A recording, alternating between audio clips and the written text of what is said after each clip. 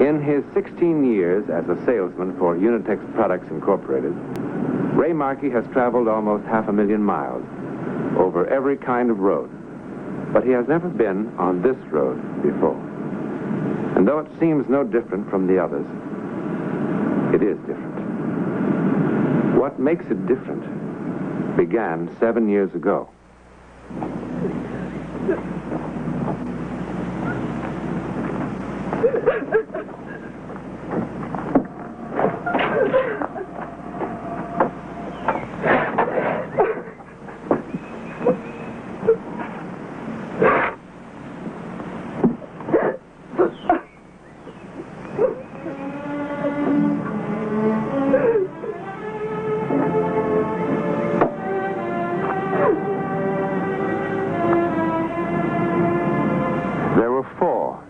Ellis family only a day ago. Yesterday, their son and brother was killed. Today, he was buried. He was 12. His name was Paul. Now, some say that there is no return from the grave. That death is absolute, final. And yet, there are so many authenticated reports of how that seemingly impenetrable barrier has been pierced. That barrier between this world and the next. Even if only for a moment.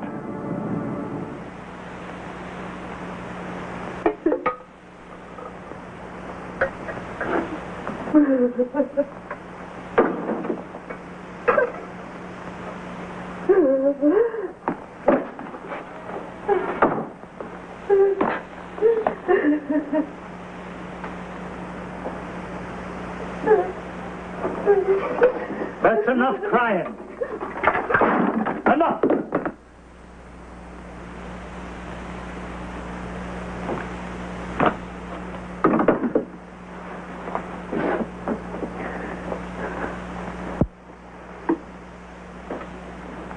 Sally, I never hit you before because I never believed in striking a girl. No. You stay out of this. You don't hurt her now. There's been enough hurt. She's as much a child as he was, and she's all we got left now. Because of her.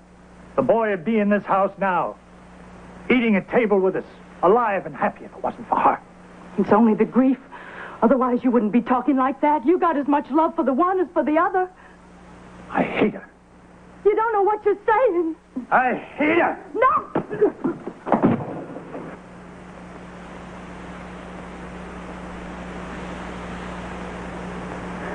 It's the first time you ever laid hand to me. I want you to do nothing more now. You just take time to get a hold of yourself. You ain't alone in your feelings, you know. That's what I'm feeling, too. He was my son, too. And he was her brother. And if your eyes wasn't shut with pain, you'd see what it is she's going through without your touching her. You got no call to hit her and rail at her and make her feel meaner than she does. You ought to soothe her now and give her some of your strength. That's what you ought to do. You got no cause to be so unjust. I wish she was dead, too. Then there'd be justice.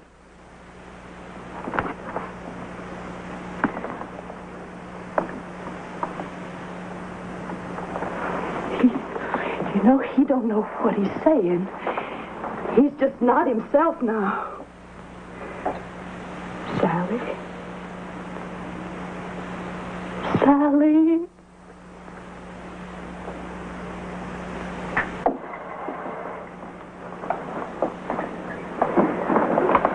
Wasn't you going to say a word? He ain't going to stay like he is, you know. He's just not himself right now. I heard him say it. He don't want me here no more. Oh, he's like a man raving with fever out of his mind. You can't hold it against him. He said he wished me to be dead. It's just words out of his mouth. You can't hold it against him. This here's your home. Don't you go away out of it. I ain't wanting to go away. But I ain't going to stay either, though he knows it wasn't my fault Paul's gone. I know it. Ain't that enough? No, it ain't. You know it ain't.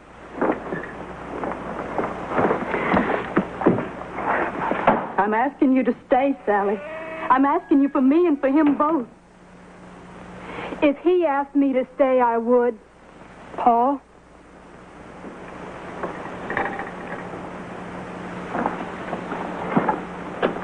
I searched into my conscience, and Paul ain't dead on account of me. Pa, don't send me away into nothing. You just gotta say one word, Pa. I'll stay out of your sight, and I'll speak low so you won't ever hear my voice. And afterwards, no matter how it hurts, I'll tell you it over, every second at a time, till you understand and know just exactly what happened and the way it happened.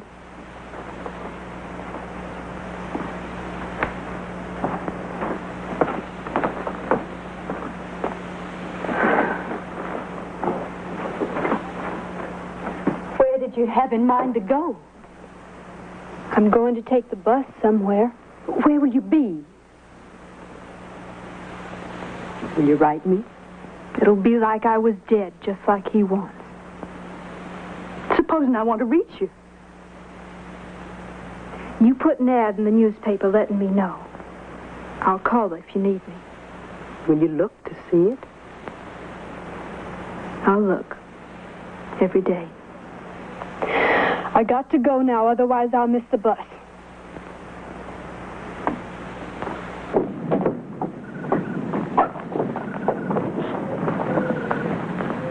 You take good care of yourself, you hear?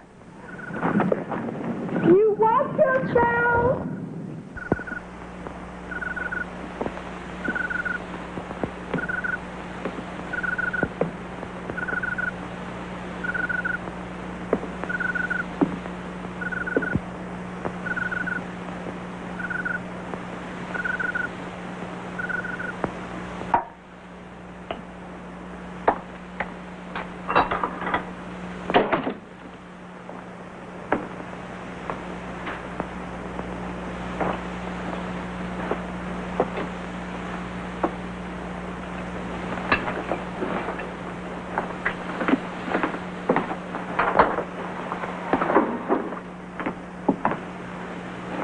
I telephoned in to the newspaper today.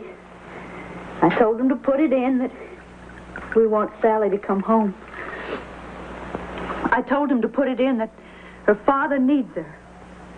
Now, that's the truth. Whatever else you say, that's the truth.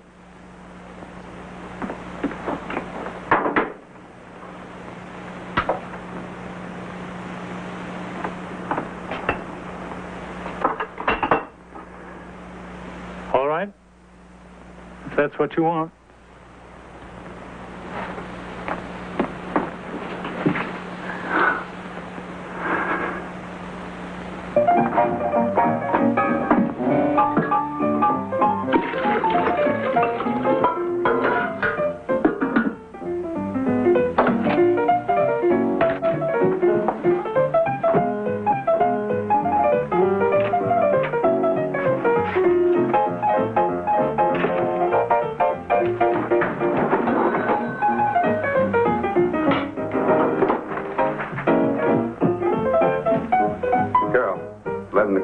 Should be up pretty soon.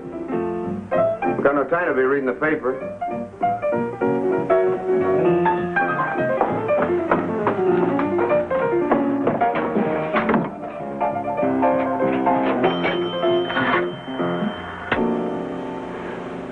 Long distance, please. I want to make a call to Tinsville, to Mr. or Mrs. Ellis, 645 ring 3.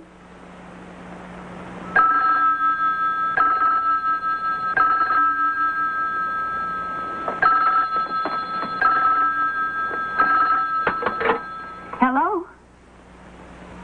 Sally? Mama? Are you all right? Where are you? Mama, did Papa put that ad in too, or was it just you? Sally, we want you to come home.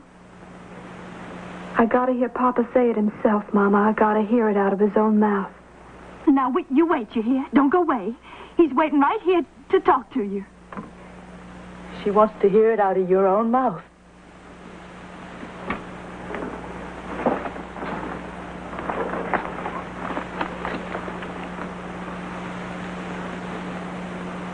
Sally? Papa? I want you to come home. Please.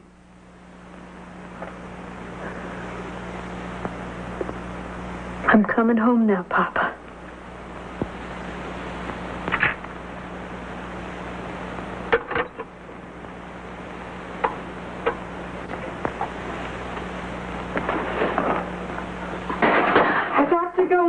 I please have my salary that's coming to me? Well, you mean you're going to walk out on me just like this in the middle of the night? I have to go back home now. Well, where do you suppose I can get somebody to wait counter this time of night? I'm sorry. I genuinely am sorry, but can I please have my salary that's coming to me? Payday's Friday. You got 3 more days. I need that money for bus fare. You come back Friday like I say. That's my money. I earned it. Well, I ain't saying you won't get it. I'm saying come back Friday. I can't wait that long. I gotta go back home now. I ain't got any other money. That's my bus fare. You're all the same. You come in here nice as you please, butter won't melt in your mouth. You gotta have a job so bad and I help you, and then you got no more thought to me than I was a piece of garbage. Please, Mr. Casey, I just gotta go home. You walk out of here now. I got the 11 o'clock rush coming up. What am I supposed to do? Wait counter and take cash at the same time? No, sir. You come back Friday, that's all. Don't you worry just the same. I'll get home.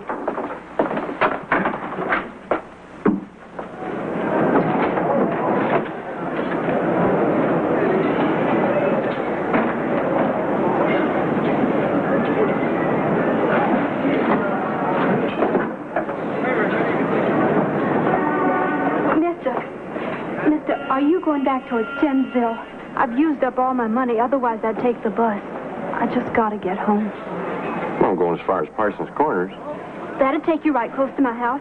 You just drop me off the side of the road, and I can throw a stone from the road to my house. Well, all right. Get in.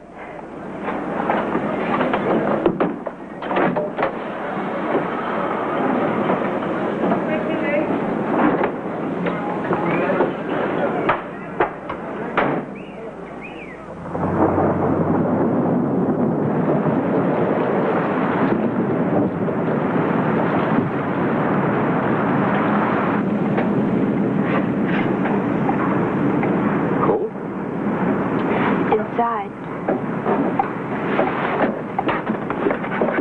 Coffee?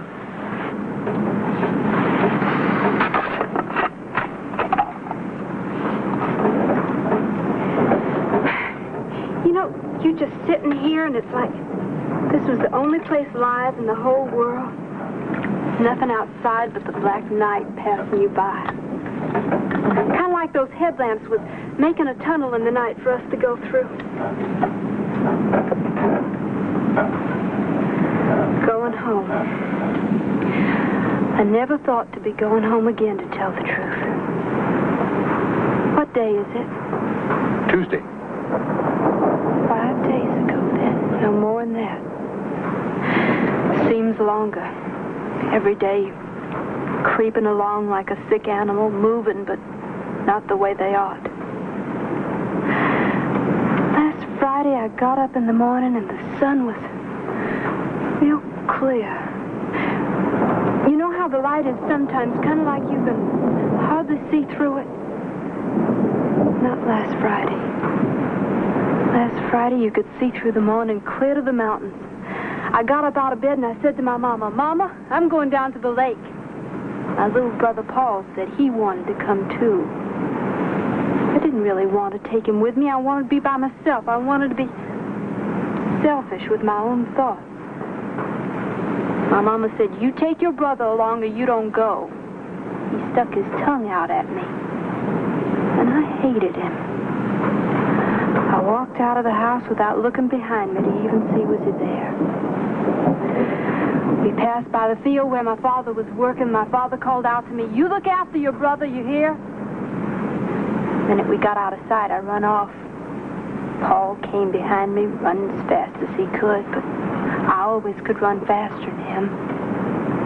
I hid behind a rock, never said a word when he went by calling my name.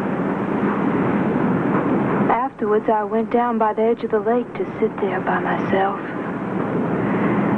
In a little while, I seen my brother Paul out there on the lake in an old canoe belonging to Mr. Lawrence. He waved to me. I made out I never even seen him.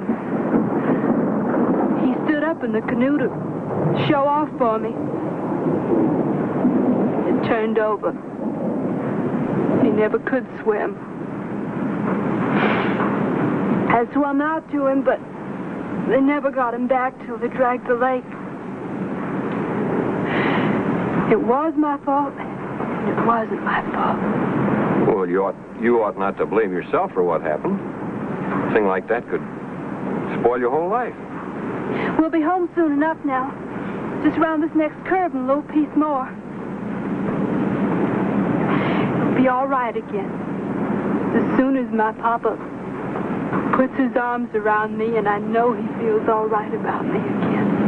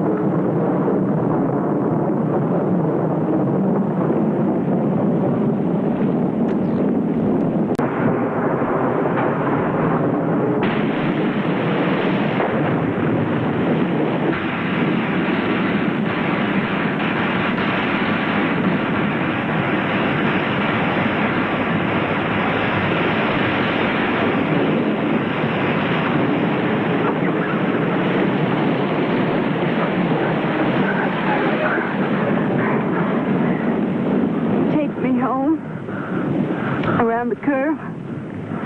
Postbox. Ellis. They're waiting.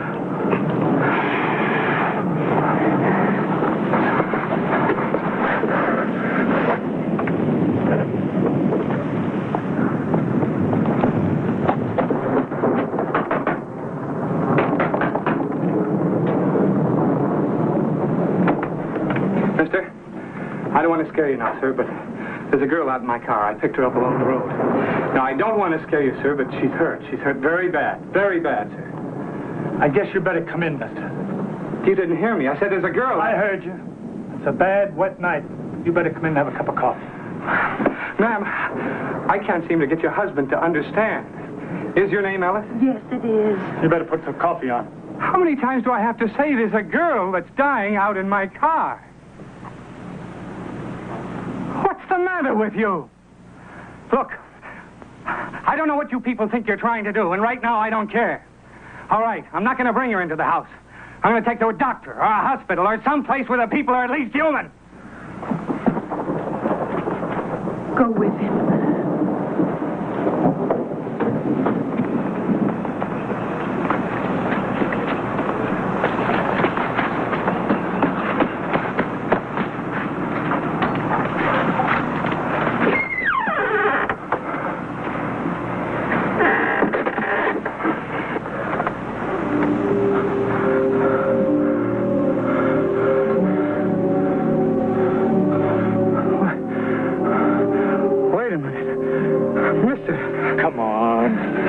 Back to the house.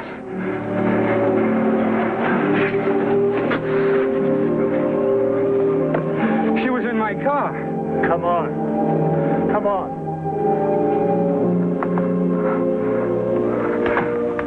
I saw her. She was in my car. I picked her up along the road. I carried her. Here. In my arms. Sit down. I would have been killed if I hadn't stopped for her.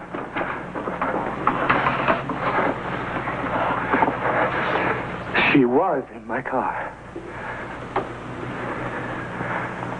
7 years ago, our daughter was coming home. There was an accident. The man who was driving the truck that she was in was killed instantly. But somehow, Somehow, as seriously injured as she was, my daughter kept coming home. And somehow, she managed to walk almost 3 miles from that wrecked truck before she dropped to the ground and died. She came very close. Very close. Every year she tries again. You're the 7th person to have picked her up out there where she finally fell. Even the bus drivers have stopped for her. Twice now.